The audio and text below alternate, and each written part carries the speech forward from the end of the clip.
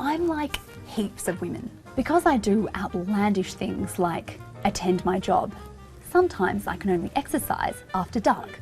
And if you're a stinge like me and don't pay for a gym membership, you're often left feeling like you're making a choice between letting your health go to rack and ruin or being assaulted in the street. In fact, nearly half of Australian women, according to ABC's Australia Talk survey, don't feel safe alone in public at night. You are on alert. You know, you're never on your phone, you don't have your headphones in, you're sort of always just looking, oh, there's a car there, is there anyone in there? You know, there's a person walking across the road. It's always there. That was Jen. She's a member of this running group for women. And her fear isn't just her being a precious snowflake. There have been a couple of women runners in our group who have been attacked out on a run.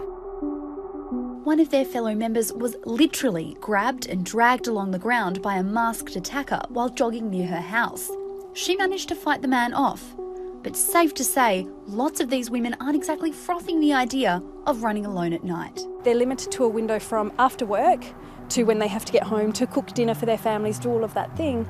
That's not fair. A couple of years back, Monash University thought, maybe actually asking women how they feel in public after dark might be a good call. A lot of young women, though, tell us that they are so used to being sexually harassed or having unsafe experiences that they just really see it as part of their everyday experience. I am shocked. Seriously though, some of it was a bit surprising. Like, it's not just creepy alleyways that freak women out. Public transport space is very busy, but it's the overcrowdedness of public transport spaces which are very precarious for women. Women were asked to enter into an app how safe they felt in various locations. And it's at this point some engineers were like, why don't we see how lighting affects this whole problem? Cue bombshell. Brighter spaces aren't necessarily safer spaces, and that's something that was quite clear in the research. The research found where really bright areas dropped away to really dark ones, women felt less safe. Theory is, women know their eyes will take time to adjust to the different lighting. And while that happens, they feel like an easy target. Researchers thought maybe women would prefer lighting which helps light up faces. Turns out, not necessarily. Women in the study weren't that concerned about being able to make out someone's face from afar. Far more important was being able to distinguish between objects, say a person and a bush. Lighting which isn't natural makes that much harder for the eye to judge, and according to the study was strongly correlated with the heebie-jeebies.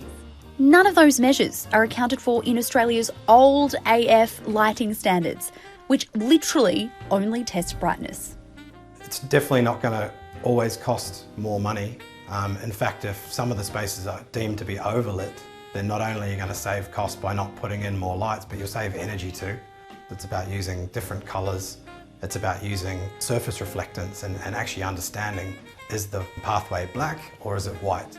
The researchers basically say one of the main problems is town planners not including enough women in decision making, period.